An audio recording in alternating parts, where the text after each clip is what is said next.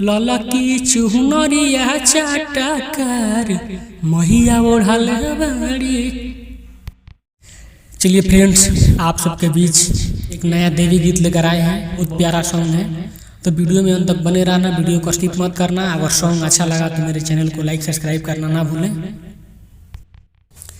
चलिए फ्रेंड्स, आप सबको मुखड़ा रिकॉर्डिंग करके सुना रहे हैं। जहाँ से 2 बार वहाँ से 2 बार गाना है। ललकी चुनरिया चाटकार महिया ओढ़ल बाड़ी। ललकी चुनरिया चाटकार मैया ओढ़ल बाड़ी।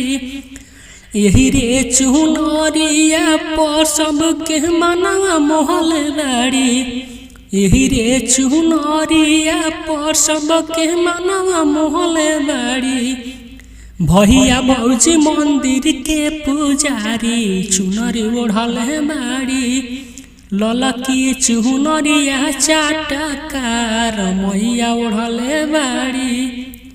ललकी चुनरिया चाटकार मैया ओढ़ल बाड़ी। सबको फर्स्ट अंदर रिकॉर्डिंग करके सुना रहे हैं। जहाँ से 2 बार है वहाँ से 2 बार गाना है।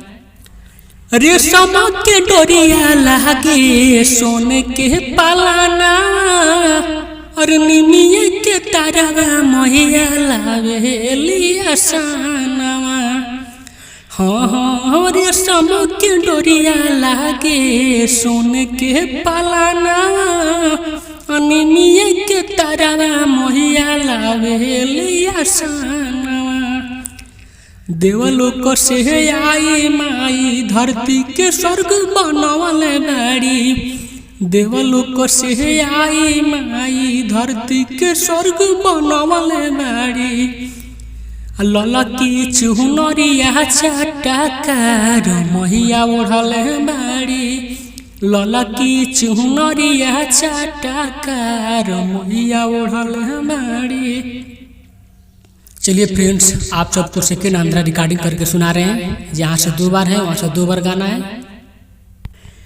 भैरो के दुलरुआ हई सातोरे बहिनिया, इनकर महिमा के पूजे सारा दुनिया।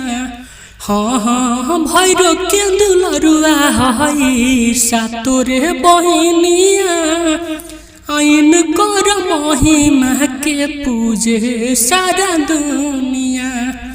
अजय बिरटन के मैया संकट सब हरल बाड़ी। अजय बिरटन के मैया संकट हरल बाड़ी। ललकी चुनरिया चाटकार मैया ओढ़ल बाड़ी। ललकी चुनरिया चाटकार मैया ओढ़ल बाड़ी। यही रे चुनरिया पर सबके मनवा मोहल बाड़ी। यही रे चुनरिया पर सबके मनवा मोहल बाड़ी। भैया भौजी मंदिर के पुजारी चुनरी ओढ़ल बाड़ी। ललकी चुनरिया चाटकार मैया ओढ़ल बाड़ी। ललकी चुनरिया चाटकार मैया ओढ़ल बाड़ी।